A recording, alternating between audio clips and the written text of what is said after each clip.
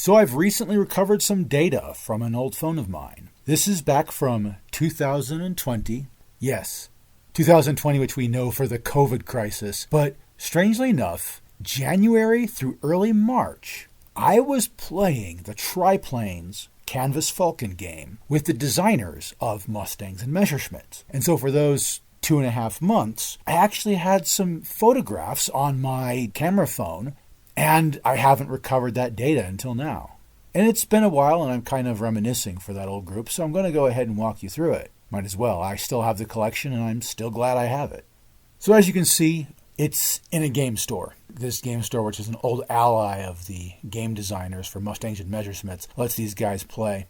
This, I do believe, is one of the earlier days I was playing before I had my own collection. I'm not the kind of guy to snap tons of pictures of events as I walk through them. I kind of take a snapshot here and there and then get to playing the game. I'm the kind of guy you don't find on his phone during a game.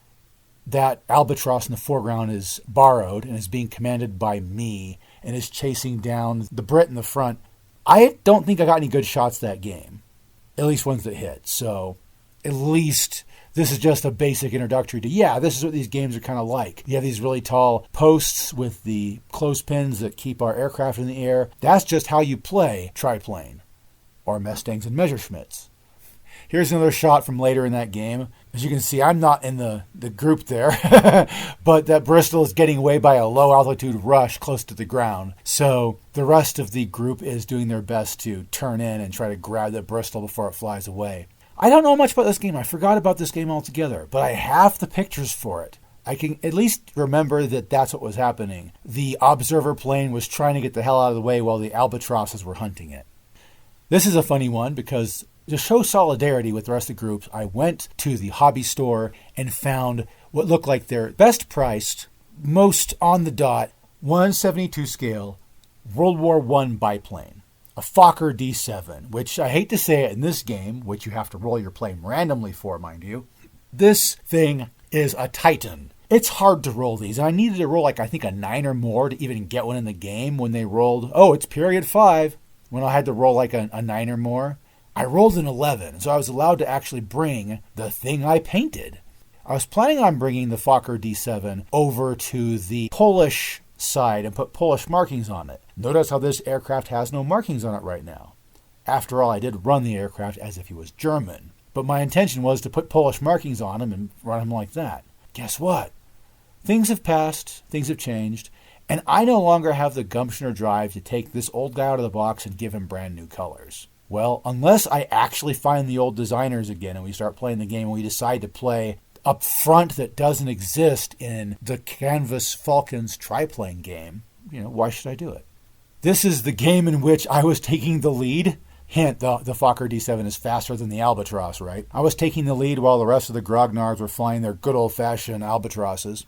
If I remember correctly, this game rolled a bit unwieldy. As you can see, there are 5 German players, and I think there were only 2 Allied players, a French guy and either a Brit or a Belgian. I forgot which guy.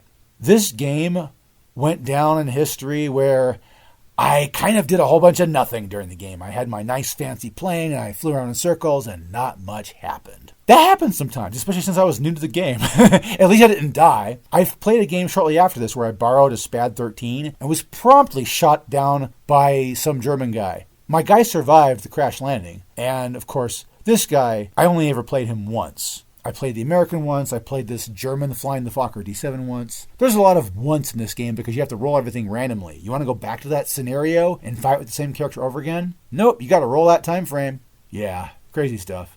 Now here's a battle I actually like and want to talk about. That silvery plane in the foreground, it kind of looks like an off-white blue, but it is supposed to be somewhat silvery. The entire idea is that the Soviets kind of had this aluminum-based paint that was kind of glittery that they coated their planes in. That's a Soviet plane, and of course we're playing in a West Front scenario, but I wanted to paint my guys up for the potential Polish versus Russian war. Notice the blotch on the side of that aircraft. That is intentional. The Soviets who got a hold of Tsarist aircraft would blot out the Tsarist symbols and either just fly them as they were or paint over that symbol with their symbol. Now, from what I remember, the Soviets preferred tail markings to body markings, so this one is relatively historical accurate, though I did put the word Lenin there in acrylic because I had that decal left over from Flames of War. This photograph I remember very vividly. What's happening in this scenario is I am rising up at full throttle to meet this diving albatross, ready to go guns blazing against this guy as this Russian newbie fighter pilot against this veteran albatross guy. It's going to look like murder here really soon because that guy's got really good 2 hits, and I've just winging a prayer in it. The good news is we're fighting head on, which is both advantageous and disadvantageous. But we'll see how this turns out because I took more than one picture. After the exchange of gunfire, this is our position in the sky. My rookie Soviet pilot, he's leveling out slightly from his full throttle climb, while the albatross is full bore diving past him. From what I understand, I took out a few hits that didn't do any real damage on the albatross, and the albatross got like 2 mediocre hits on me. I think he shot off a wheel, and I could still fly without a wheel, right? Here I am, rookie Soviet guy, flying around, and I've survived. How this battle turned out is I kept on with my nose slightly in the air. I kind of leveled out a little bit and was looking for an actual action to fight. But the albatross had dove past me with such aplomb that he wasn't able to engage me a second time. And I kind of spent the rest of the battle up there going doop-de-doop-de-doo. The veteran kind of went down and kind of tousled some of the other guys that were flying. I think they were French pilots. It was a pretty good game, and I liked getting my rookie Soviet pilot in, which I played once. Now here's someone I'm going to talk about. In this game, it's really easy to roll up an albatross, as I've been talking about them the entire time. The Polish got to use albatross, the standard albatross 3 during their rebellion against the Soviets. So I bought a custom model that was actually designed to be one of the albatrosses that was fighting on the Polish side. And it had really fancy decals. I got rid of the fancy decals and put just big old a standard Polish flash on the side of it. And it's like a plain green color. All that paint's my own. I did none of those decals. It's all free-handed. Then again, I'm free-handing red over some white spray paint. Oh, how difficult is that? This is one of the last aircraft that I actually painted up and got to use before COVID struck and it got really difficult to get in games. But this is my Polish albatross, which of course I'm going to fly him like a German because he's an albatross, right? Sorry the picture's blurred. That just happens. It's a camera phone. Those things blur sometimes. This is me during the game. This Brit has been hunting me for like the last 5 turns. And so I decided to do a diving turn, kind of like a wing over, a reverse chandelle, you might say. I'm kind of using that other German guy in front of me as bait. That German guy is worth more. He's more of a veteran. I'm pulling down to the side, trying to use the momentum of diving down. My plane got shot up a little in this one. I survived. The pilot did not receive any injuries, if I remember correctly. I think there was some control surfaces shot away, so I couldn't turn left.